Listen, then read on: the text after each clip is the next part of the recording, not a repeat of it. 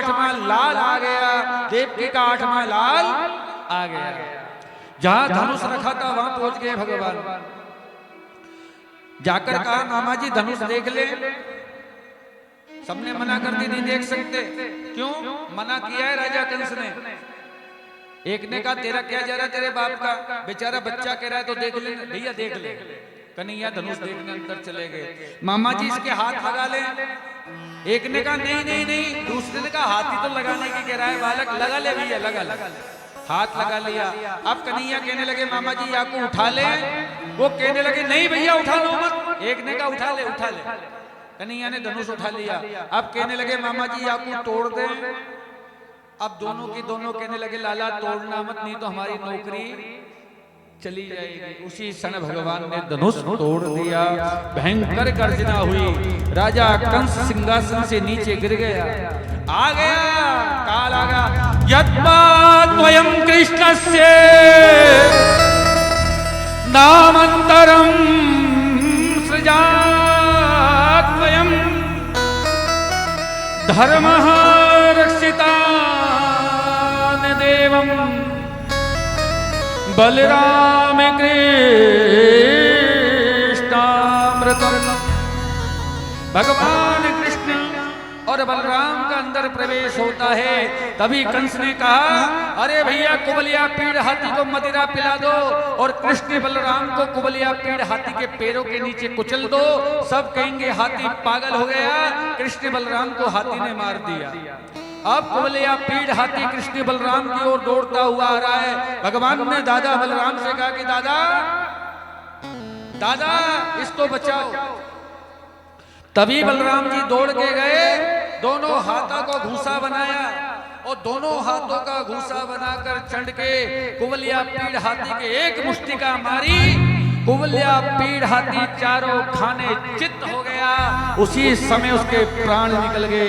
बोलो कुबलिया पीड़ भगवान की जय हो। एक दांत भगवान ने हाथ में लिया, एक दांत बलराम ने हाथ में लिया और दोनों कंधे पे दांत रखकर पूरी रणभूमि के अंदर प्रवेश करते हैं। देखो राजन, जिसने जिस भाव से जिस रूप से भगवान को देखा उसी रूप से भगवान उनको नजर आने लगे। जाकी रही भावना प्रभु मूरत देखी अलग अलग रूप में भगवान सभी ब्रजवासियों को नजर आ रहे हैं। बच्चों को बच्चे नजर आ रहे हैं, वीर को वीर बलवान, दुष्टों को भगवान स्वयं भगवान के रूप में नजर आ रहे हैं और राजा कंस को यमराज के रूप में भगवान नजर आ रहे हैं। और राजा कंस ने बड़े बड़े सलतोसल मुष्टिकरिष्ट सबको भेज दिया मल्ल युद्ध के लिए और कन्हैया बलराम सभी दुष्टों को मारते हुए पछाड़ते हुए फेंकते हुए अधर्म का नाश करते हुए असत्य को मिटाते हुए भगवान कृष्ण विजय श्री प्राप्त कर गए। राजा कंस कहने लगा अरे ग्वालवाल तू कैसे जीवित रह गया? भगवान कृष्ण कहने लगे मामा जी अब आपका नंबर है। भगवान नीचे से कूदकर सीधे ऊपर चले गए और मामा कंस के बाल पकड़ लिए। कंस कहने लगा कन्हैया छोड़ छोड़ छोड़ दे, बड़ा दुख हो रहा है मुझे। तब कन्हैया ने कहा मामा जी जिस दिन आपने मेरी माँ देवकी के बाल पकड़कर केस पकड़कर खींचकर मेरी माँ को जेल में खींच के लाए तो उस समय मेरी माँ को कितनी तकलीफ हुई होगी।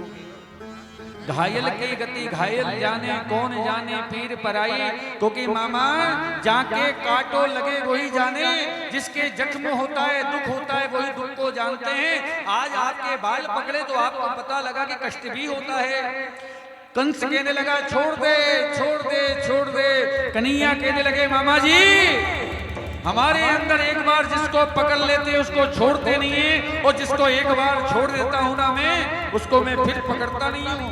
क्योंकि मैं ही परमेश्वर हूँ, मैं ही नारायण हूँ, मैं ही इस पृथ्वी का मालिक हूँ, मैं ही विधाता हूँ, मैं ही ब्रह्मा हूँ, मैं ही शिव हूँ और मैं ही नारायण हूँ। अंतिम समय में योगी, यति, तपी, साधु, संत, भक्त मुझसे अभिलाषा करते कि मैं उनको पकड़ लूं। अब अंतिम समय में मैंने आपको पकड़ के रखा है तो आप छोड़ने की बात कर रहे हो। अंतिम समय में मुझे देखो, मैं ही तुम्हारा कल्याण कर सकता हूँ। उसी क्षण भगवान ने मुष्टिका बनाई, मामा कंस के ऊपर एक मारी, उसी समय मामा कंस के प्राण निकल गए। बोलो कंस से बच्चे भगवान की जय हो। हर्षि देव सब पुष्प बरसाए। आकाश में देवी और देवता आ गए, जय जयकार करने लगे और पुष्प वर्षा करने लगे। बोले कृष्ण कन्हैया लाल की, नाग नथैया की, जय हो। बंसी बजैया की, जय